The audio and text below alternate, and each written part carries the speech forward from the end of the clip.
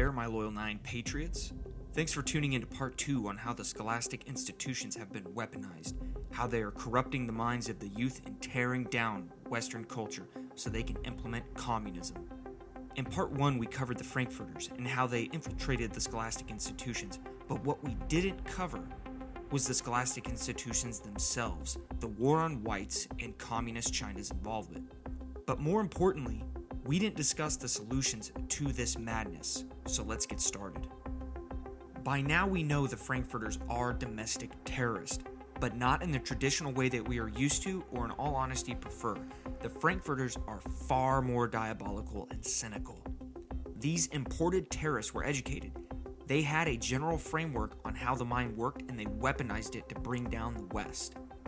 For example, a Frankfurter named Antonio Gramsci once stated, "Socialism is precisely the religion that must overwhelm Christianity.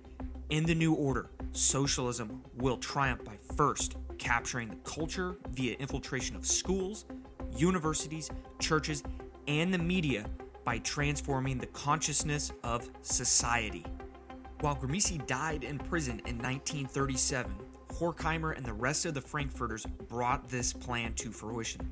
For anyone who still has a pulse, you understand that by co-opting the schools, universities, churches, and the media, it allows you to access the human mind when it's most vulnerable and receptive. Which is why the Frankfurters and the communist left are waging this domestic war against America's youth in the scholastic setting. So let's unpack the fallout of some of the Frankfurters' work, starting with the student protests of the Vietnam War. Have you ever asked someone, why were the college students protesting the Vietnam War? The response you will most likely get is, oh, they were anti-war or they wanted to bring the troops home. But this is false. The communist leftists were protesting the war because America was at war with their ideology of communism. So naturally, because the American military was killing their comrades, they felt the need to defend the communist Vietnamese under the guise of bring soldiers home to prove this point and really drive it home. If they wanted GIs home and were truly anti-war, then why were they spitting on GIs returning home and treating them in the most vile and inhumane way? It's simple, because they were taught by their Marxist professors to hate America, American values, and to love communism. It begs one to question, at what point do certain activities become treasonous? Fast forwarding to modern times, we uncover why there's this rampant war on whites and this huge push for communism. Look no further than the Jewish Russian named Noel Ignatev, who went to Harvard and ultimately earned his doctorate's degree in U.S. history. Ignatev was a member of the Communist Party USA, and he even coined the terms, quote, abolish the white race, genocide of whites, treason to whiteness is loyalty to humanity. Ignatev, like many other communists, taught at universities including Harvard and Massachusetts College of Art. He even gave his acolytes, including Black Lives Matter, the playbook for destroying the white race via his position as a professor in the scholastic institutions. For example, quote, the way to abolish the white race is to challenge, disrupt, and eventually overturn the institutions and behavior patterns that reproduce the privileges of whiteness, including the schools, job, and housing markets and criminal justice systems. The abolitionists do not limit themselves to socially acceptable means of protest, but reject in advance no means of attaining their goal. And that's just the tip of the iceberg on Ignatev. But essentially, he is one of the reasons why we see this war on whites through this mass indoctrination of college students.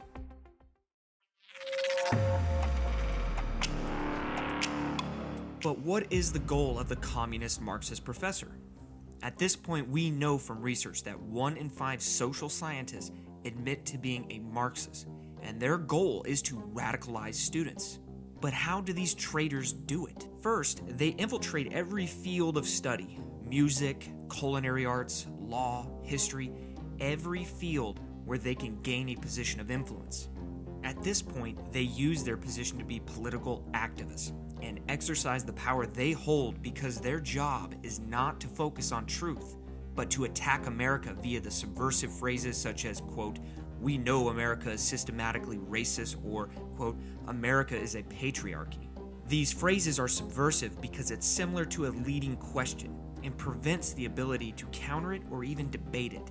They are able to do this because they know they won't be challenged by anyone because the majority of the student body lacks the knowledge on communism, and they are told via all facets of society that the values of communism are good, but without the label of communism being applied to those good values. Because after the end of the Cold War, Americans all across America thought the threat of communism and Marxism was simply over. But Marxism wasn't truly retreating. It was simply adapting to survive. The scholastic institutions know this. They make Marxism more palatable, starting at an early age, and they exploit this lack of knowledge about communism. Because in reality, all things negative about communism and Marxism have been stripped from high school textbooks, and teachers refuse to even teach about it. Moreover, many of these textbooks were actually written by communist and communist sympathizers, and they lie about patriots like Joseph McCarthy. See my previous video if you want to learn the truth about Joseph McCarthy. But besides subverting American culture, an additional task of the professor is to defend China. Because much like the Vietnam War, China is communist. Therefore, they must defend China at all costs. This is accomplished via the Confucius Institutes that are in universities and K-12 schools. If you aren't familiar with the Confucius Institutes, they are a worldwide communist influence operation that claim to be teaching students about Chinese culture and language. Currently, there are 47 of these institutions in the United States, and they have been linked to propaganda and espionage activities. Moreover, they are donating money to universities to stifle any conversations that might be critical of China. Again, these professors are not freedom-loving patriots. They are political activists that hate America and they want to see it destroyed. But we, the people, the patriots, we need to set the standard that anyone linked to teaching pro-communist propaganda, especially Chinese propaganda, fed to them by these Confucius Institutes, they should be labeled as a traitor. But as of now, that will not happen because the communists have been successful at blurring the line of treason. To make matters worse, President Donald Trump was shutting these institutions down. However, once Biden was installed, he has since stopped the process of ridding these institutions from the universities. But as I stated earlier, these same influence operations are not just limited to universities. They have infiltrated the K-12 education. They are called Confucius classrooms, and as of the date of this video, there are over 500 of these classrooms in the K-12 schools. This is why parents need to be involved in their children's education. If you just think about it, a person's prefrontal cortex, which is the section of your brain that controls cognitive behavior, personality expression, decision-making, and moderating social behavior, is not fully developed until about age 25. Doing the simple math, since the majority of students are under the age of 25, these communist professors are attempting to alter the way a student's brain operates because it's not yet fully developed. But let's dive deeper. Students are a target class for radicalization due to them being away from friends and family, they're transitioning to adulthood, and they are most likely still discovering who they are. Couple this with just the fact that they are more than likely just trying to gain acceptance among their peers because of the simple social influence they are surrounded by. But if we examine the aspects that prevent someone from being radicalized, it really highlights why the left is trying to destroy Western society. For example, strong family connections, positive role models, belonging to a non-violent social network, for example, a church, or community acceptance, and the list goes on. Or consider this, how many parents do you know that send their children to college and they come back a Marxist communist that hates America? This isn't just a coincidence why the communist left is targeting the younger generation. They know exactly what they are doing because they know today's culture is tomorrow's politics and policies.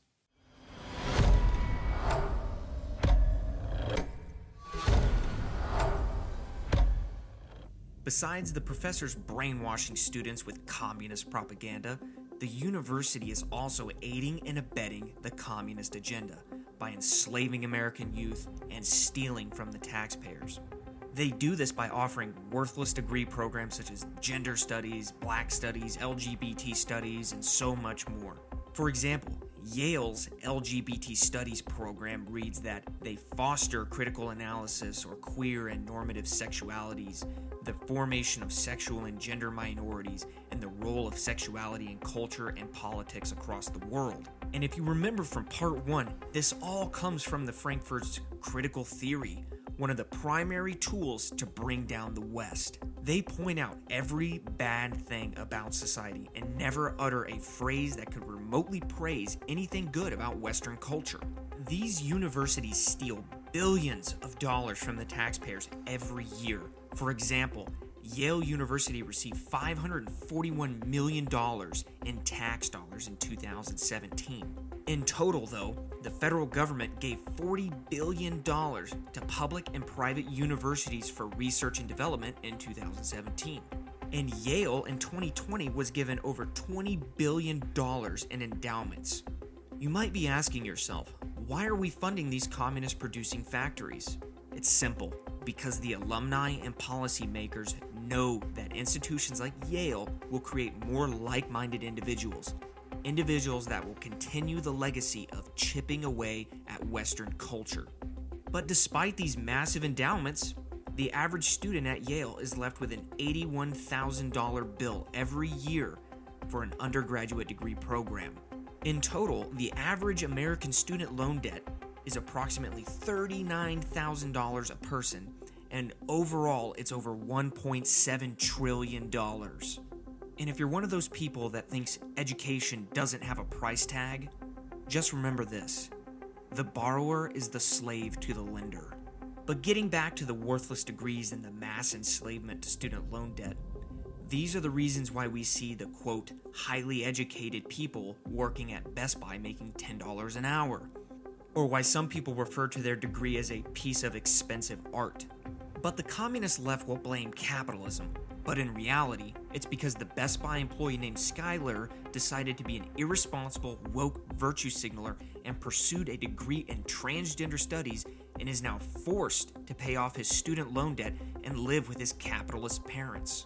Which is why the communist left wants to cancel student loan debt and make universities free. This will serve many purposes, mainly easy access to indoctrination and more theft from the taxpayer, thus leading to more dependency on the government.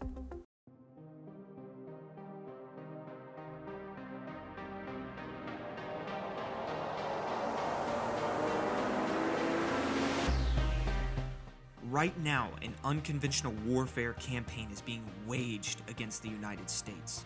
So we need to use unconventional methods to counter their influence operations.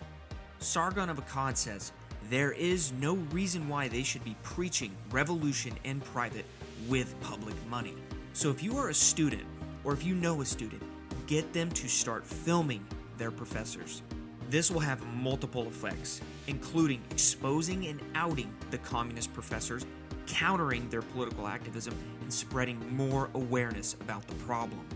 Because universities are a business. If a professor gets enough negative attention, that negative attention for the school will ultimately lead to a shift in policy. Second thing we can do is actually infiltrate the scholastic institutions ourselves. Use their tactics against them. This can mean becoming a professor or attending the school itself. This will position you to be able to record these communist professors, and with many of these schools being virtual, all you need is a simple screen recording software. But if you're in class, sit in the back of the class and use a device that has a camera on the front of it. And if someone catches you recording, say you feel this information is really important to you and you don't want to disrespect the professor by not absorbing it all. Third thing we can do, as I stated earlier, get involved with your child's education. This can mean getting to know your child's teachers more, running for school board, and even examining what your child is being taught by looking at their homework, assigned readings, and everything they are being exposed to. But also, do not neglect teaching your child the core moral values that help found this great country.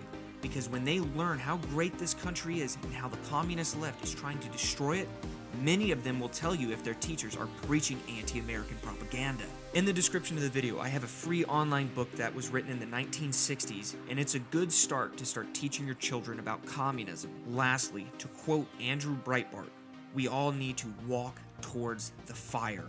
Because when we start taking back our scholastic institutions and exposing them, they are going to call us every single name in the book.